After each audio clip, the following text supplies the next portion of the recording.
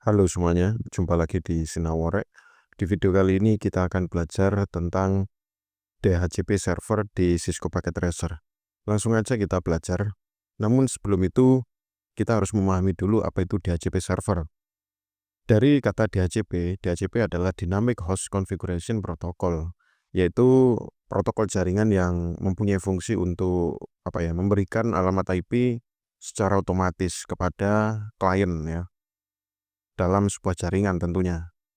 Kalau misalkan tidak ada DHCP, administrator jaringan tentunya akan kerepotan jika komputer atau kliennya sangat banyak ya. Jadi sangat membantu sekali, mempermudah dan otomatis ya. Jadi kalau tidak ada DHCP server maka kita sebagai teknisi jaringan akan kerepotan dan masukannya secara manual dari sejumlah komputer yang ada. Jadi dikasih IP satu-satu ya. Jadi ada fitur DHCP server untuk mempermudah pekerjaan teknisi jaringan atau orang komputer ya. Jadi makanya kita kali ini belajar DHCP server. Jadi nanti di DHCP server itu kira-kira apa aja sih yang dikasihkan ya. Jadi kita nanti akan membuat satu server tentunya ya, satu server di mana satu server itu akan melayani pemberian alamat IP ya. Jadi klien-klien yang banyak sekali, HP, komputer, laptop yang terhubung di dalam satu jaringan itu akan diberikan IP secara otomatis ya. Kemudian tidak hanya IP, server DHCP juga memberikan subnet max tentunya ya, memberikan gateway juga. DNS server juga mengatur rentang IP yang digunakan ya, atau istilahnya IP pool ya, gitu. Oke, langsung aja kita belajar. Jadi di sini saya gunakan server ya di sini ya. Di sini saya buat server, di sini juga server. Loh kok dua? Nah, ini nanti untuk kedepannya di video part kedua nanti saya akan menggunakan web server ya. Jadi kalau di sini saya kasih server DHCP server.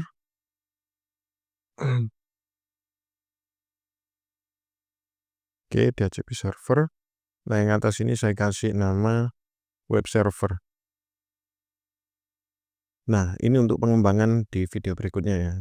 Kita biarkan dulu. Kemudian di sini saya akan menggunakan switch. Jadi kita masih belajar menggunakan switch. Nah, di sini switch nanti akan tentunya membagi jaringan ya ke end device ya, ke komputer, ke laptop dan lain sebagainya. Nah, di sini saya ambil laptop 2, komputer 2 ya. Nah, tapi yang akan saya hubungkan dulu yaitu 3 dulu yang saya hubungkan ya. 3 dulu, saya kasih kabel.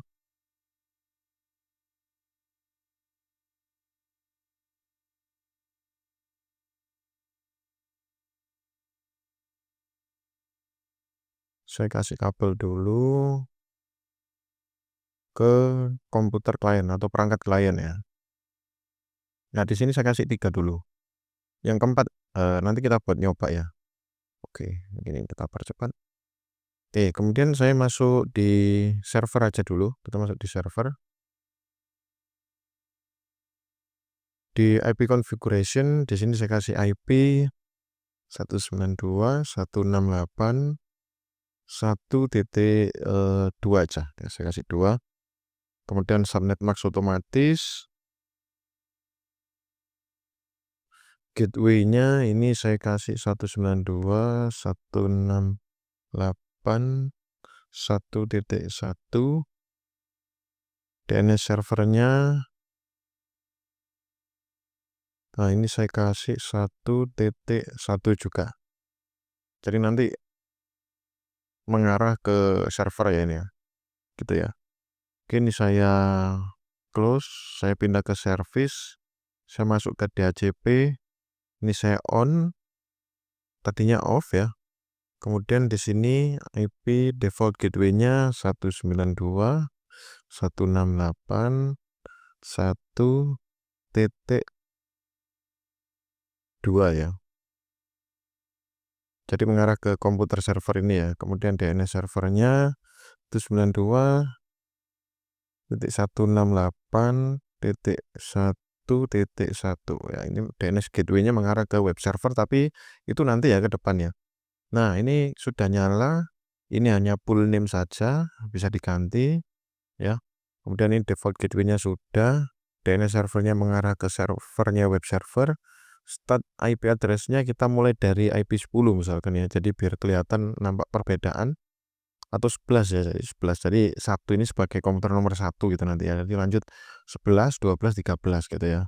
Nah, tapi di sini saya buat 3 saja.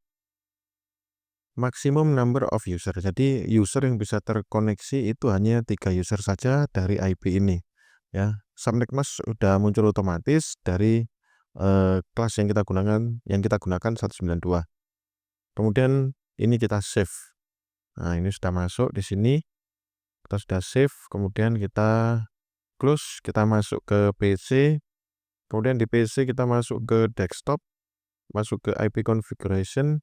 Nah, ini awalnya static ya, kita ganti ke centang yang DHCP radio button ya. Oke, nah ini ya DHCP request successful ya.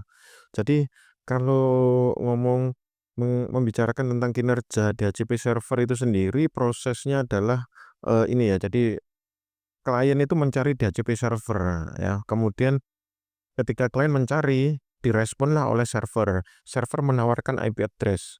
Nah, server menawarkan IP address, kemudian dikirimlah ya, dikirim ke klien. Klien meminta IP yang ditawarkan. Dari IP yang sudah ditawarkan, kemudian ada istilah acknowledge ya. Kalau di DHCP server itu acknowledge itu server menyetujui dan memberikan IP secara resmi. Jadi ada proses timbal balik dua kali ya. Jadi pertama klien mencari, setelah ketemu ada server DHCP server menawarkan IP, dikirim itu tawarannya ke klien, kemudian dari klien itu meminta IP yang ditawarkan, mengirim lagi klien ke server, dari server ada proses, ada semacam agreement atau acknowledgement ya, kemudian diberikan IP yang sudah ditawarkan secara resmi. Nah, itu tadi ada empat tahapan ya dalam proses DHCP ya, gitu ya. Discover, offer, request, dan acknowledge ya, itu ya, empat kata itu ya. Jadi discover, offer, request, dan acknowledge. Nah, itu ya harus diingat ya. Oke, ini DHCP requestnya statusnya sudah successful. Sekarang kita coba ngeping tentunya. Kita ping 192.168.1.2 ya tadi IP DHCP server ya. Nah, ini ya udah berhasil. Sekarang kita close, kita masuk ke PC yang berikutnya, kita masuk ke desktop juga, IP-nya kita kasih DHCP, kita centang. Nah, ini dapat IP 12 ya. Tadi lupa nggak dilihat ya. Coba kita kembali, ini yang ini 12, ini dapat IP 11. Nah, seperti prediksi tadi ya. Jadi yang atas ini 11 ya. Jadi kita bisa apa ya istilahnya tandai bahwasanya ini komputer 1 gitu ya, 11 yang terakhirnya. Kemudian ini yang berikutnya komputer 12 yaitu komputer kedua. Nah, ini yang ketiga, ini komputer atau laptop yang ke-13 harusnya ya. Nah, 13 ya. Jadi kita juga bisa memprediksi pastinya ya karena ini masih simulasi. Nah, karena tadi di sini saya memasukkan DHCP itu hanya 3. Nah, sekarang kita uji. Ada komputer keempat, kita kasih kabel misalkan ya, atau laptop ini ya.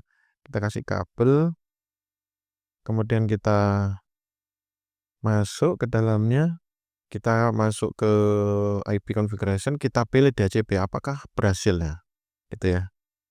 Nah, kita tunggu. Wah, lama ya kelihatannya ya. Nah, ini ya DHCP file APIPA is being used. Ya, jadi APIPA ini adalah istilah IP DHCP yang disediakan oleh Windows atau Microsoft ya, itu kalau nggak salah seingat saya.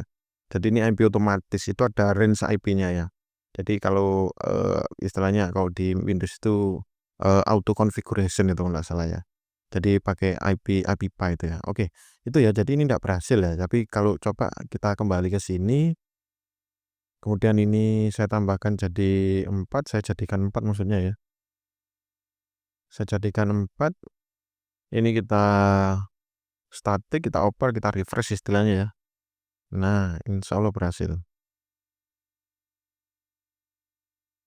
Masih tidak berhasil ya? Masih tidak berhasil. Kenapa ya? Oh ini ya, belum di-save ya tadi, lupa ya. Oke, kita save. Nah, semoga berhasil. Nah, coba. Nah, DHCP request successful. Nah, tadi lupa nggak di-save ya. Oke, itu dulu materi DHCP server kita. Jumpa lagi di video berikutnya. Jangan lupa untuk semangat terus belajar tentang komputer dan jaringan di Sinawore.